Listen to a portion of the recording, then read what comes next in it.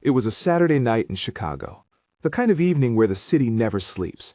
Restaurants bustling, streets alive with people, and somewhere in the middle of all that chaos, riding a beat-up bicycle with a worn-out delivery bag strapped to his back, was Carlos Mendez, 34 years old, a delivery driver for 6 years. Every night, the same routine. Pick up food, deliver food, collect tips, repeat. Nobody looked at him. Nobody really saw him. He was just another face in the invisible workforce that keeps the city fed. Just another person doing a job that most people take for granted.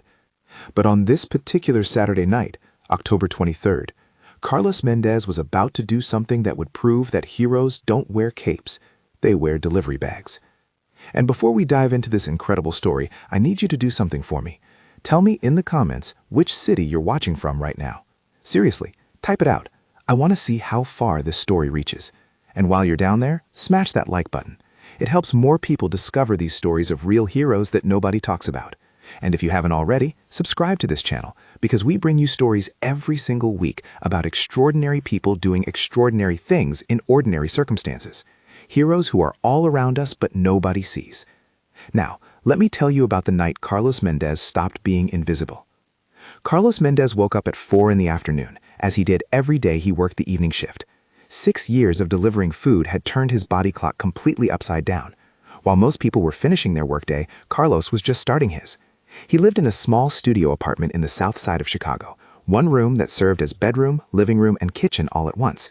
But it was his. He paid for it with his own money. Money earned pedaling through rain, snow, heat, and cold. Money earned one delivery at a time, $1 tip at a time. Carlos wasn't born in America. He had come from Guatemala 12 years ago.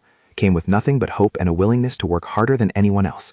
And he had worked. Construction jobs, warehouse jobs, restaurant jobs, whatever it took to survive, to send money back home to his mother and 2 younger sisters, to build something resembling a life in a country that promised opportunity but demanded everything in return. 6 years ago, Carlos bought a bicycle, not a fancy one, a used mountain bike he found on Craigslist for $80, fixed it up himself with YouTube tutorials and borrowed tools, and he started delivering food. It wasn't glamorous, it wasn't easy, but it was honest work, and Carlos took pride in it. Took pride in being reliable, and being fast, and always getting the food there hot, and always being polite even when customers weren't, and doing his job with excellence even though most people never even looked him in the eye when he handed them their dinner. He was invisible, just like Robert Martinez, the garbage man, just like James Wilson, the bus driver. Carlos Mendez was one of millions of workers who keep society functioning, while society looks right through them. Carlos's routine was simple. Wake up at 4, shower, make a big meal that would have to last him until midnight because he wouldn't have time to stop and eat. Rice, beans, chicken if he had it, fuel for the night ahead. By 5:30, he was on his bike. By 6, he had logged into the 3 different delivery apps he used: DoorDash, Uber Eats, Grubhub. He worked all 3 simultaneously, taking whatever orders came through, optimizing his routes, maximizing his earnings. On a good Saturday night, he could make $200. On a bad night, maybe $120. Every dollar mattered. Every tip counted. Because Carlos had a dream.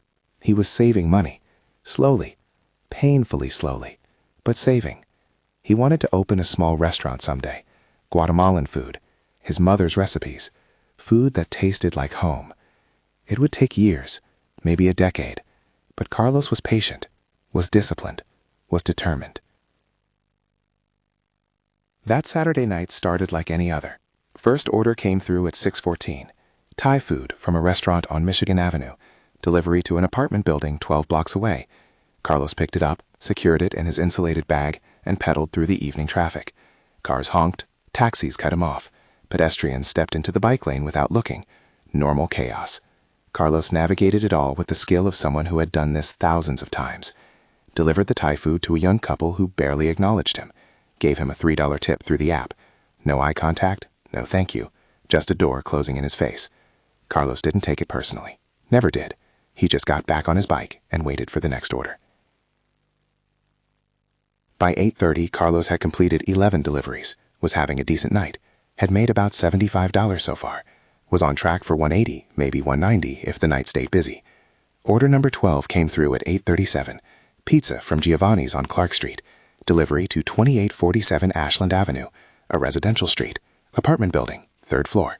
Carlos accepted the order, picked up 2 large pizzas and an order of breadsticks. The smell made his stomach growl. He hadn't eaten since 5, wouldn't eat until after midnight, but that was the job. He strapped the pizzas into his bag, making sure they stayed level, and started pedaling toward Ashland Avenue. It was 8:52 when Carlos turned on Ashland Avenue, a quiet residential street lined with 3-story apartment buildings, trees turning orange and red with autumn, streetlights casting long shadows, a peaceful neighborhood, the kind of place where families lived, where kids played in the yards, where people knew their neighbors. Carlos had delivered to this street before. Knew it was usually an easy drop-off, good tippers in this neighborhood too. He was already thinking about his next delivery, already calculating his route, when he saw it. Smoke. Coming from the building at 2847, the building where he was supposed to deliver the pizza. At first, it was just a wisp, coming from a second-floor window. Carlos slowed down. Maybe someone was just cooking, maybe it was nothing. But then he saw more smoke, thicker, darker, pouring out faster. And then he saw the orange glow behind the window. Fire. The building was on fire. Carlos stopped his bike. His heart was suddenly pounding. His training, what little training the delivery apps provided, said nothing about fires, said nothing about emergencies. He was supposed to deliver food. That was it. If there was a problem, if the customer didn't answer, he was supposed to leave the food and move on. That was the protocol. That was the rule. But Carlos Mendez had never been good at following rules when those rules meant ignoring people in danger. He pulled out his phone, dialed 911 with shaking fingers. "There's a fire," he said when the operator answered. 2847 Ashland Avenue, second floor. It's spreading fast. The operator confirmed the address, confirmed fire trucks were being dispatched. "Stay on the line," she said. "Stay back from the building. Help is coming. Estimated time of arrival, 6 minutes." 6 minutes. Carlos looked at the building, looked at the smoke that was now billowing out of 2 windows, looked at the orange glow that was getting brighter. 6 minutes might as well be 6 hours. 6 minutes was an eternity when a building was burning. And then Carlos heard it. The sound that changed everything. The sound that made his decision for him. Screaming. A woman's voice. Coming from inside the building. From the 3rd floor. Right above where the fire was burning. "Help! Someone help! My babies! Please! My babies are inside!" That voice. That desperation. That terror. Carlos didn't think. Didn't weigh options. Didn't calculate risks. He dropped his bike, dropped the pizzas, and ran toward the burning building. The front door was unlocked. Carlos burst through it into the building's lobby. Smoke was already filling the 1st floor. Not thick yet, but getting there fast. The smell of burning wood and plastic was overwhelming. Carlos pulled his shirt up over his nose and mouth, looked at the stairwell. It led up to the 2nd floor where the fire was, to the 3rd floor where the screaming was coming from. Every instinct in his body told him to run the other way, to get out, to save himself, to wait for the fire department like the operator had said. But that voice, that mother screaming for her babies. Carlos started climbing the stairs. The 2nd floor was hell. Flames were coming through the door of apartment 2B. The heat was intense. The smoke was thick and black. Carlos couldn't see more than a few feet in front of him. His eyes were watering.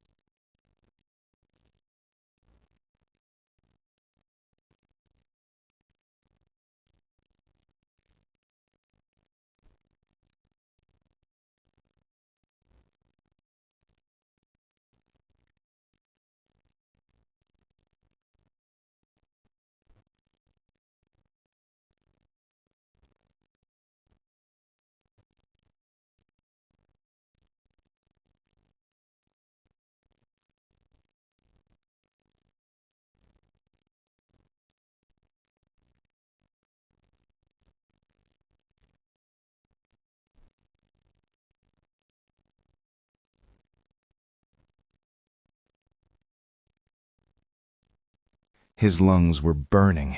He stayed low, remembering something he had seen in a movie once about smoke rising. Crawled past the burning apartment. The heat was so intense he thought his skin would blister, but he kept moving, kept climbing toward the third floor, toward the screaming that was getting more desperate, more terrified, more hopeless. The third floor was filling with smoke but wasn't burning yet. Not yet, but it would be soon. The fire below was spreading fast. Carlos could hear the flames, could hear wood cracking, could hear the building starting to groan under the stress.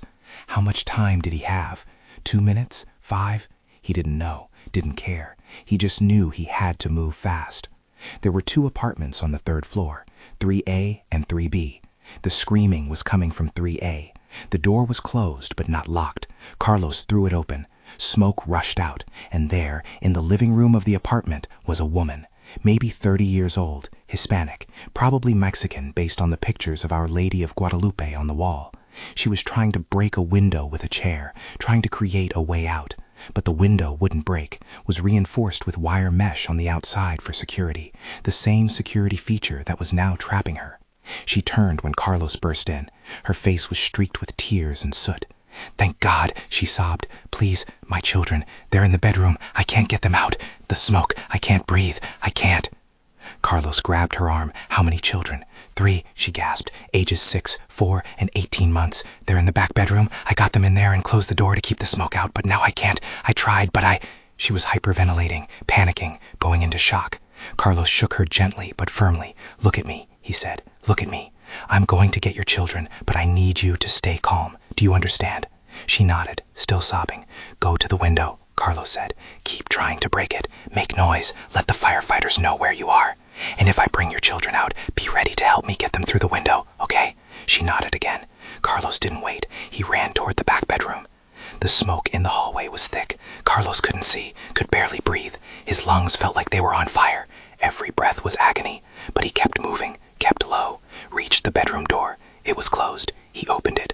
The bedroom was slightly better, less smoke because the door had been closed. And there, huddled in the corner, were 3 children. The oldest, a girl maybe 6 years old, was holding a toddler in her arms. A boy about 4 was next to them. All 3 were crying. All 3 were terrified, but all 3 were conscious, were breathing, were alive. When they saw Carlos, the 6-year-old screamed, "Don't hurt us, please don't hurt us." Carlos realized how he must look, a stranger, covered in soot, eyes red from smoke, bursting into their room during a fire. He held up his hands. "I'm here to help," he said as calmly as he could manage. "Your mama sent me. I'm going to get you out of here, but I need you to trust me. Can you do that?" The little girl looked at him, made a decision in those precious seconds, nodded. Carlos assessed the situation in an instant. 3 children. He was one person. He couldn't carry all 3 at once, not safely, not through smoke and downstairs. He needed a plan, needed to think, but there was no time for thinking. The smoke was getting thicker, even in the bedroom. The heat was increasing. The fire was spreading. Carlos made a decision. He grabbed the 4-year-old boy, threw him over his shoulder in a fireman's carry. Then he turned to the 6-year-old. "Can you walk? Can you hold your brother and follow me?" She nodded, clutching the toddler tighter. Carlos took her free hand. "Okay," he said, "we're going to move fast. Don't let go of my hand. If you can't see, just hold on. I'll get us out." And they moved. Carlos led them out of the bedroom into the hallway. The smoke was so thick now that even staying low didn't help much. Carlos couldn't see anything. He navigated by memory, by feeling the walls, by pure instinct. The little girl held his hand some tight it hurt. She never let go, never complained, just followed. The 4-year-old on Carlos's shoulder was crying but silent, too scared to make noise. The toddler in his sister's arms was coughing. Carlos's lungs were screaming, his eyes were streaming. He was dizzy from lack of oxygen, but he kept moving, one step at a time, down the hall, toward where he knew the living room was, toward where the mother was waiting. They emerged from the hallway into the living room. The mother saw them and let out a sob of relief and anguish all at once. "My babies," she cried. Carlos handed her the 4-year-old. She grabbed him, held him tight. The 6-year-old ran to her mother with the toddler. All 5 of them were together now, but they were still trapped, still on the 3rd floor of a burning building. The smoke in the apartment was getting dangerous. Carlos could hear the fire below them. It sounded like it was eating through the floor. They had minutes at most.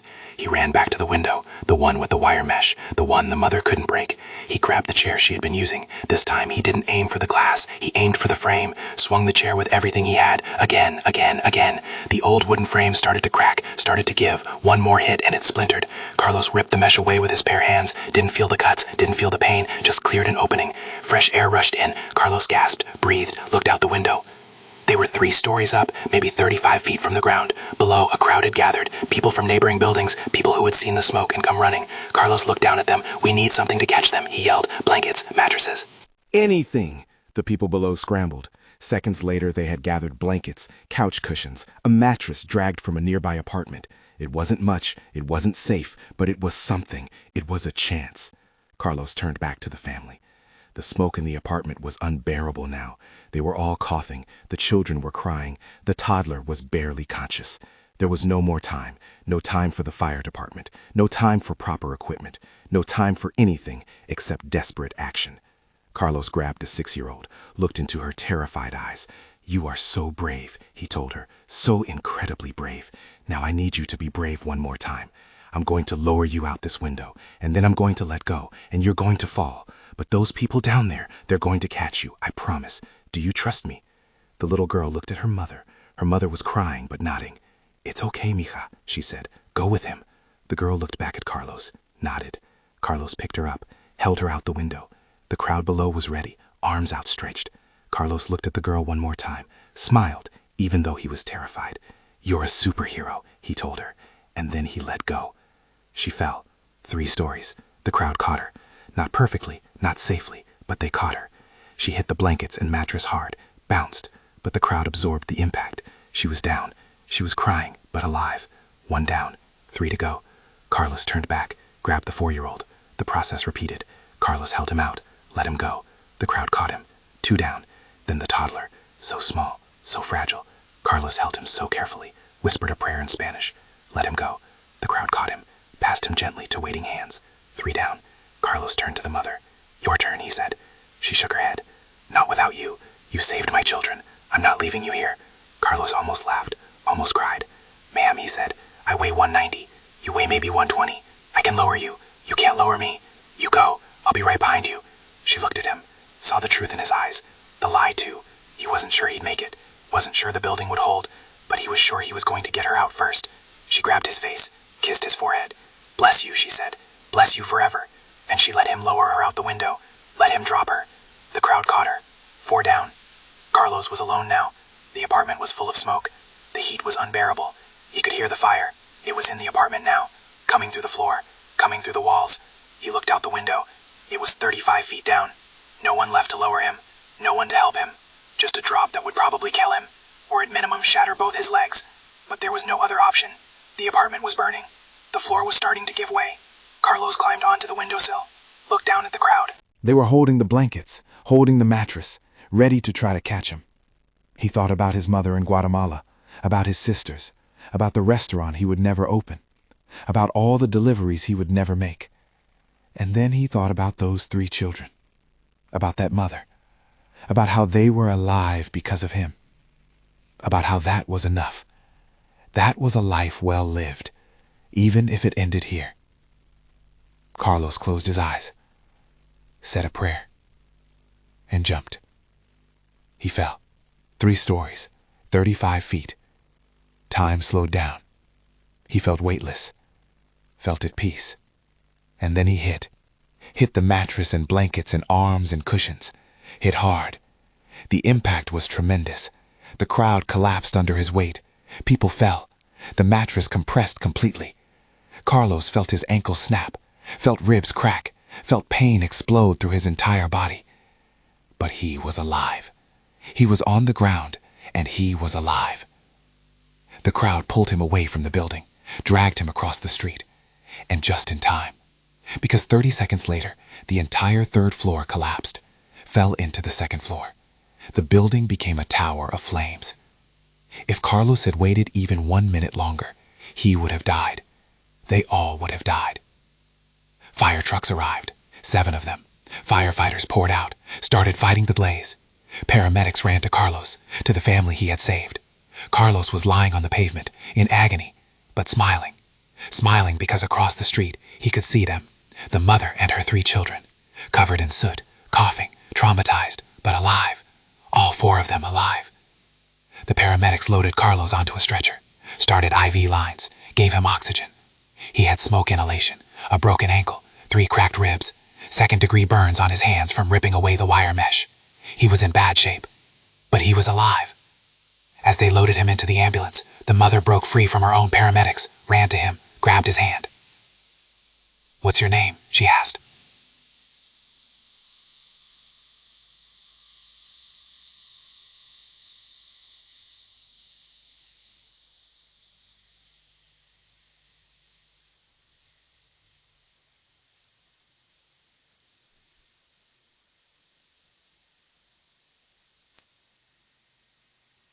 All because one man decided that 3 children and their mother deserved to live, even if it meant he might not. The story hit the news immediately. Video from people's phones showed Carlos throwing the children from the window, showed him jumping, showed the crowd catching him. The footage went viral. Within 24 hours, millions of people had seen it. Within 48 hours, Carlos Mendez was national news, international news. The invisible delivery driver was suddenly visible to the entire world. News crews came to the hospital, wanted interviews, wanted to know about the hero. Carlos hated it, didn't want attention, didn't want fame, just wanted to go back to work, back to his bike, back to being invisible. But the world wasn't going to let him be invisible anymore. Rosa Martinez and her children recovered. Minor smoke inhalation, some cuts and bruises from the fall, but they were alive, they were intact, and they would never, ever forget the man who saved them. Rosa went on every news show that would have her, told Carlos's story, told everyone who would listen about the delivery driver who became a guardian angel, who risked everything for people he didn't know, who proved that heroes exist in the most unexpected places. Her children drew pictures for Carlos, pictures of a man with angel wings riding a bicycle, pictures of their family together with Carlos standing guard, pictures that made Carlos cry when he saw them. The delivery apps suspended Carlos immediately. Protocol, they said. He had abandoned an active delivery, had left food undelivered, had deviated from his assigned route. Company policy was clear. Suspension pending investigation. It didn't matter that he had saved 4 lives. Rules were rules. But the public backlash was immediate and fierce. Social media exploded. How dare they suspend a hero? How dare they prioritize pizza over human lives? The hashtag Justice for Carlos trended worldwide. Celebrities tweeted about it. News anchors editorialized about it. But pressure mounted. 3 days later, the delivery apps reversed their decision. Not only reinstated Carlos, but gave him a $50,000 bonus, called him a hero, praised his actions, made him the face of their brand values. Carlos saw the hypocrisy, saw that they only changed course because of public pressure, but he took the money, because $50,000 was more than he made in a year, was a huge step towards his dream of opening a restaurant. But that $50,000 was just the beginning. A GoFundMe page appeared, created by neighbors who had witnessed what Carlos did. The goal was $100,000, to help Carlos recover, to help him achieve his dreams, to thank him for what he did. The goal was reached in 6 hours. By the end of the week, it was over $700,000.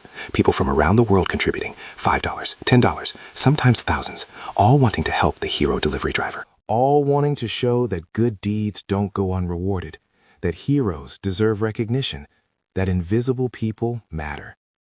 Carlos cried when he saw the total. Couldn't believe it. Couldn't process that this many people cared about someone like him. Someone who was invisible his entire life. Someone who was just trying to do the right thing.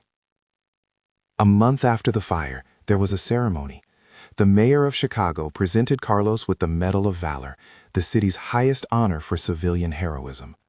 Carlos stood on stage, still using crutches because his ankle was healing slowly, and looked out at the crowd.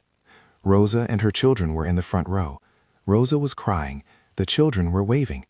Behind them were hundreds of people, reporters, city officials, fellow delivery drivers, regular people who just wanted to honor a hero. The mayor gave a speech about courage, about selflessness, about the best of humanity. And then it was Carlos's turn to speak.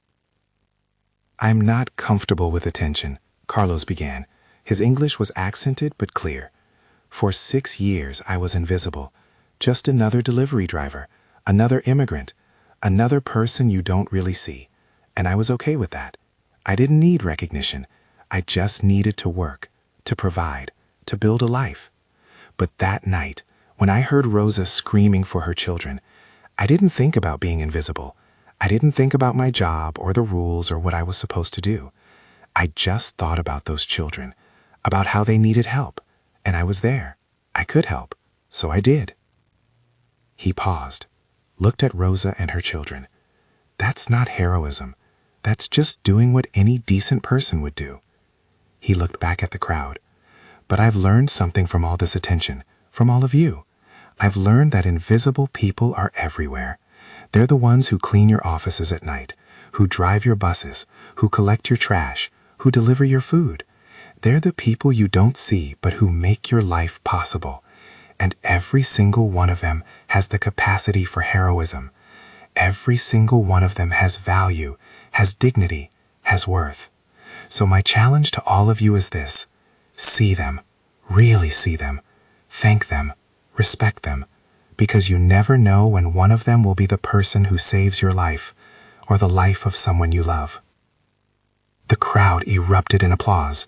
People were crying. Carlos stepped back from the microphone. Rosa and her children came up on stage. They hugged Carlos, all 5 of them standing there. A family that almost wasn't. A miracle that almost didn't happen. All because one invisible person chose to be visible when it mattered most. The GoFundMe money changed Carlos's life. He used part of it to cover his medical bills, part to send money home to his mother and sisters, and part to chase his dream. 8 months after the fire, Carlos opened his restaurant, called it Rosa's Place, in honor of the woman and family he saved.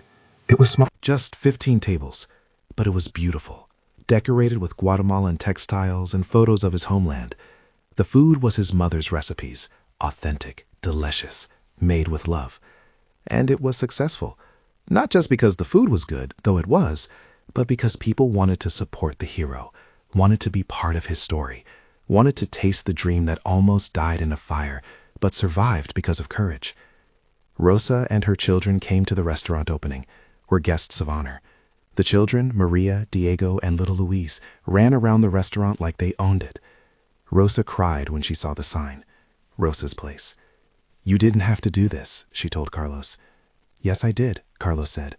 "You and your children gave me something I didn't have before. You gave me a purpose bigger than just surviving. You reminded me why I came to this country, to build something, to make a difference, to matter. This restaurant is as much yours as it is mine." Rosa hugged him. Her children hugged him. And in that moment, Carlos Mendez, the invisible delivery driver, felt truly seen for the first time in his life. Today, if you visit Chicago, you can eat at Rosa's Place. It's always busy, always full. And if you're lucky, you might see Carlos there.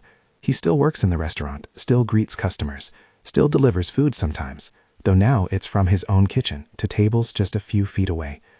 He walks with a slight limp from the ankle that never quite healed right, but he walks with pride, with dignity, with the knowledge that his life mattered, that his choice mattered, that his courage saved a family. The restaurant is successful enough that Carlos was able to bring his mother and sisters to America. They work with him now. His mother cooks in the kitchen, her recipes, her love poured into every dish. His sisters wait tables. The family is together. The dream is real.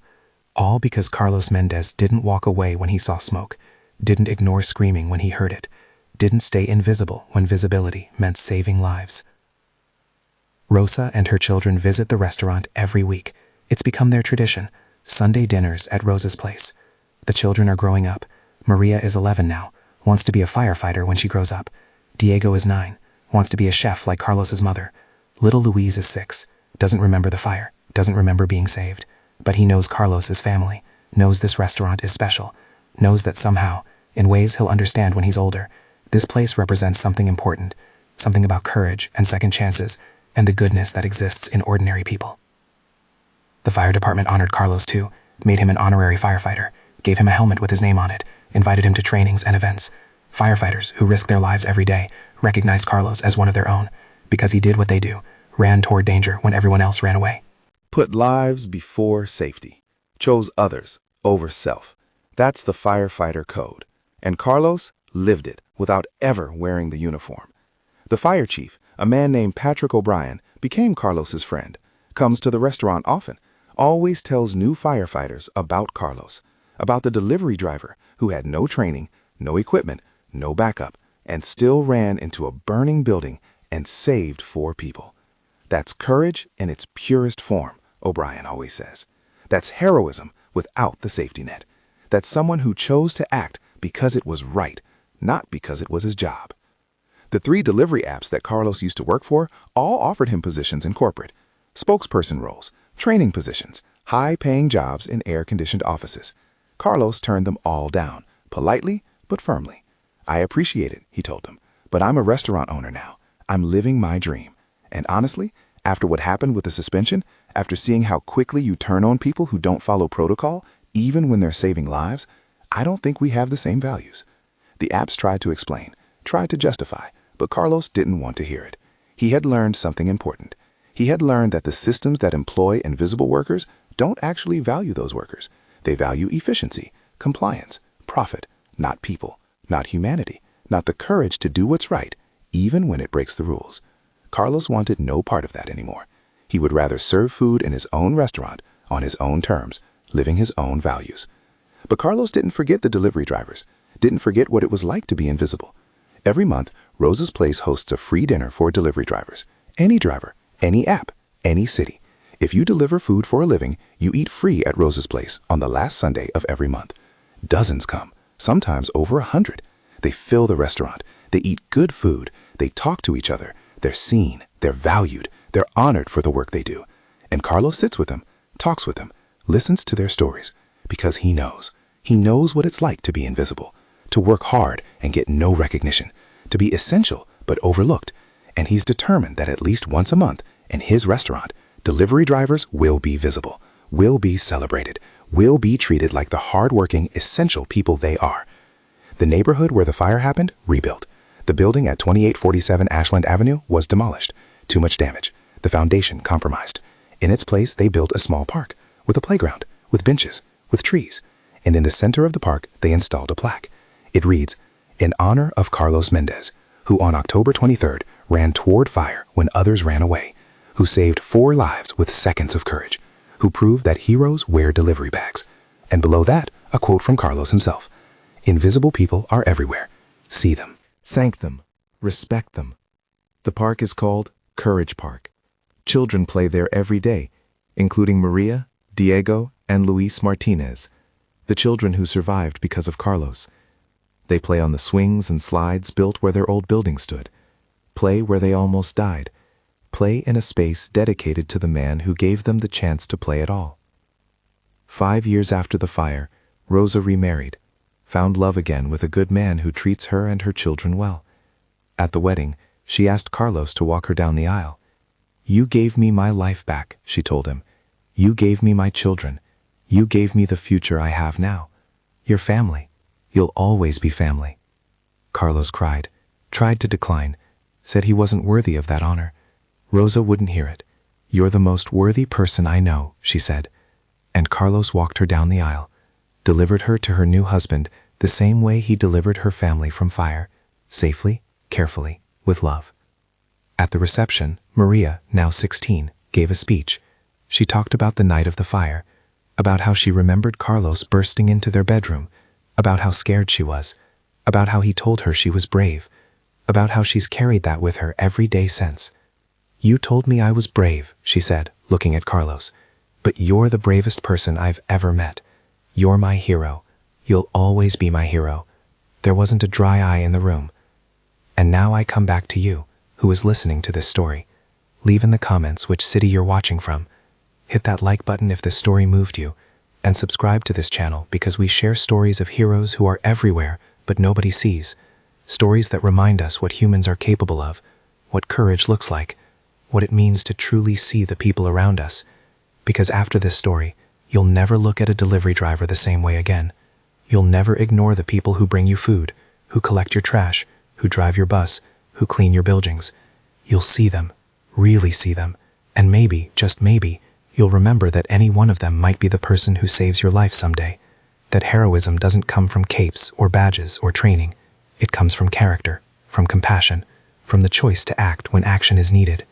Carlos Mendez made that choice, and 4 people are alive because of it. A family is together because of it. A restaurant exists because of it. A community is stronger because of it.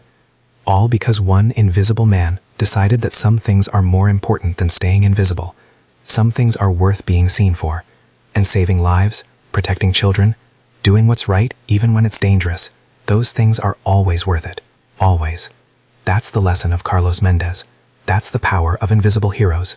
They're all around us, waiting for their moment, ready to act, ready to sacrifice, ready to prove that ordinary people can do extraordinary things. All we have to do is see them. Thank them, honor them, and learn from them. Because one day, we might be called to be heroes too. And when that day comes, we can remember Carlos. Remember that courage is a choice, that heroism is action, that saving lives matters more than following rules, that being visible when it matters is worth a lifetime of invisibility. That's the legacy of Carlos Mendez, the invisible hero who became unforgettable.